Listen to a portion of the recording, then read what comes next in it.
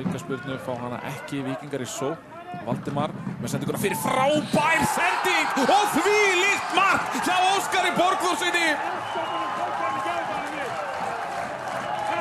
Þetta var rosaleg sending hjá Valdimari og Óskar á eftir að gera helling.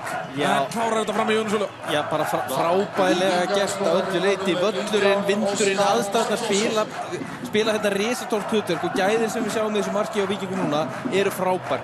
Sjáum hérna þegar Valdimar komin í þetta millisvæði fyrir fram að vörðina sem við maður rætt. Frábær sending inn á milli og þetta er með vindin í bakið. Þetta er með boltan skoppandi, vindin í bakið, þannig að þessi sending þarf að vera frábær. Hlaupið líka sömulegis, afgreiðslan, hann er ekki að setja hann fast, bara setur þetta málarus í hornið. Svakalega vel gert hjá Óskari Borgþórsyni og Víkingar eru komnir yfir á Akranesi. Sendingin inn í tegin, hættulegu bolti, 2-0! Aron Elís, hver annar?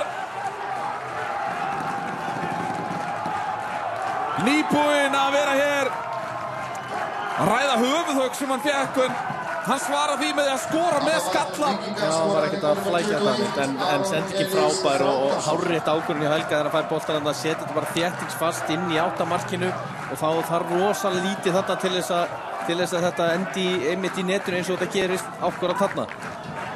Víkingsvélin mallar áfram í erfiðum aðstæðum hér upp á Skaga. Þá eru Víkingar yfir, staðan Víkingur 2, IA 0. Já, sko, frábær sending frá Helga yfir alla varnarmúrin fyrst og dettur svo niður á hárréttan stað sem að hættulegasta boltinn sé að komast í þessa hæð sem Aron Elís náttúrulega gerir svo frábærlega og kemur svo bara markið. En það var þægilegt.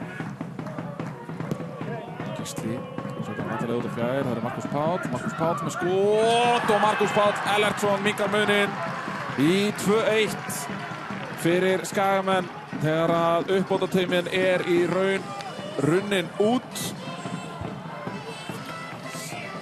Markus Páll Ellertsson heldur áfram að skora fyrir Skagamenn. Já, fínasta sókn og hérna fær hann boltan í þeirri stöðu sem að ég held að honum líði óbærslega vel í. Úti vinstra megin, kemur inn á hægri og afgreiðslan er til fyrirmyndar. Hann bara setur þetta þéttingsfast í fjærhornið og Aron á ekki möguleika. Og hér ætlar